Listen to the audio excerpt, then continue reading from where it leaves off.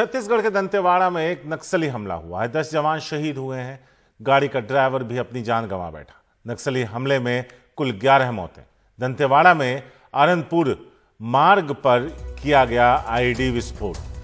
District reserve guard यानी DRG के जवानों की गाड़ी पर नक्सली हमला किया गया। नक्सल विरोधी अभियान से लौट रहे थे डीआरजी के जवान। छत्तीसगढ़ के मुख्यमंत्री भूपेश बघेल ने घटना पर दुख जताया। नक्सलियों के खिलाफ अंतिम दौर में है लड़ाई। उन्होंने दावा किया, नक्सलियों को छोड़ेंगे नहीं, नक्सलवाद खत्म करेंगे। बघेल ने यह बातें कही। उन्होंने क्या कुछ और कहा, आइए वो सुनते हैं। है और ये बेहद दुखद है। और मैं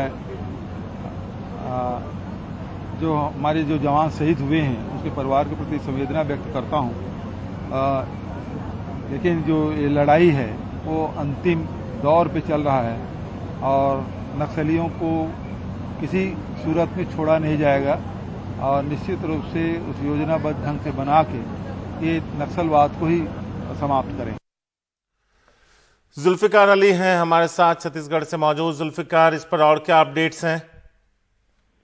इस पर अभी अपडेट्स है कि जो शहीद जवान हैं उनको वहां से निकालकर लाने की कोशिश की जा रही है और जो आला अधिकारी हैं सुरक्षा से जुड़े हुए उनकी मीटिंग्स भी बस्तर में हो रही है। आईजी ने अभी मीटिंग कॉल की है और इसके साथ ही छत्तीसगढ़ के नक्सल ऑपरेशन के एडीजी विवेकानंद सिन्हा वो उनसे बात हुई थी तो वो वहां के लिए रवाना हो गए हैं और मौजूदा स्थिति क्या है उसकी वो पूरी जानकारी ले रहे हैं। लेकिन चुनाव से एंड वक्त पहले ये कहा जाए कि 6 महीने ही छत्तीसगढ़ में चुनाव और इसके पहले ये दावे किए जा रहे थे कि नक्सली बैकफुट में है और नक्सलियों का जो एरिया है वो लगातार सिकुड़ रहा है और 3 जिलों में ही नक्सली सिकुड़ कर रह गए हैं। नारायणपुर है, सुकमा है, दंतेवाड़ा का जो अंदरूनी इलाका है।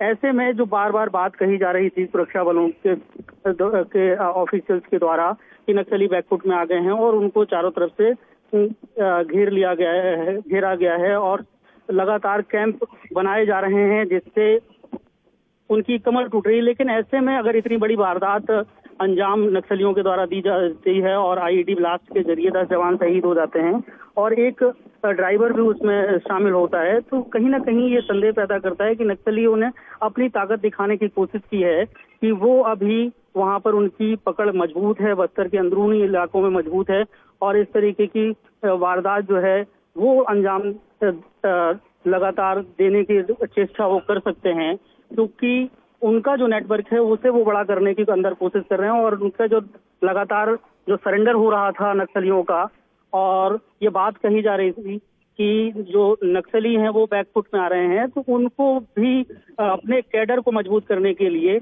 और उनमें मनोबल बढ़ाने के लिए इतनी बड़ी वारदात को अंजाम दिया है। ऐसे में एक सवाल ये भी उठता है कि जो सूचना तंत्र है सुरक्षा बलों का वो कहीं ना कहीं यहाँ पे कमजोर साबित हुआ है और यही वजह है कि इतनी बड़ी वारदात नक्सलियों ने अंजाम दी है। जी जुल्फिकार, जिस ऑपरेशन के लिए निकले थे क्या वो ऑपरेशन को अंजाम देकर लौट रहे थे? पहला सवाल। दूसरा इसी से जुड़ा हुआ था कि कितना बड़ा ये फोर्स था? 11 की तो जान चली गई, क्या इसके अलावा और भी थे और अगर थे तो उनकी स्थिति क्या है?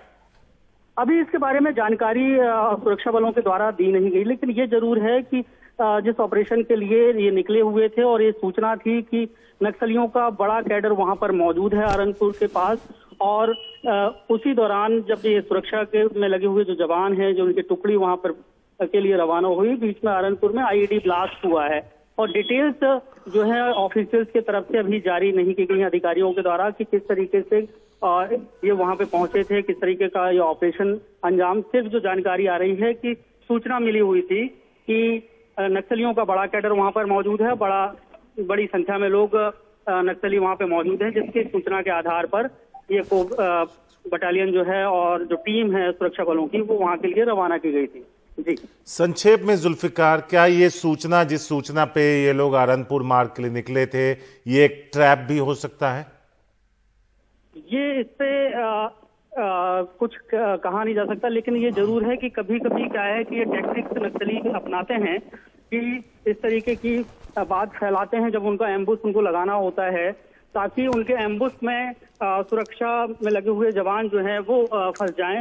ये हो भी सकता है, क्योंकि इस तभी सवाल उठ रहे हैं कि जो इंटेलिजेंस है वो यहाँ पे फेल नजर आया कि अगर सूचना थी और सूचना के आधार पे अगर सुरक्षा में लगे हुए जवान निकले थे तो इन पर सतर्कता जो है वो बरतनी थी, लेकिन सूचना के बाद अगर ये वहां पे पहुंचते हैं और एम्बुश में फंस जाते हैं तो सवाल कई सारे खड़े होते हैं, जिस पर जो सुरक्षा से लगे हुए अधिकारी हैं उन्हें उस पर ध्यान देना होगा।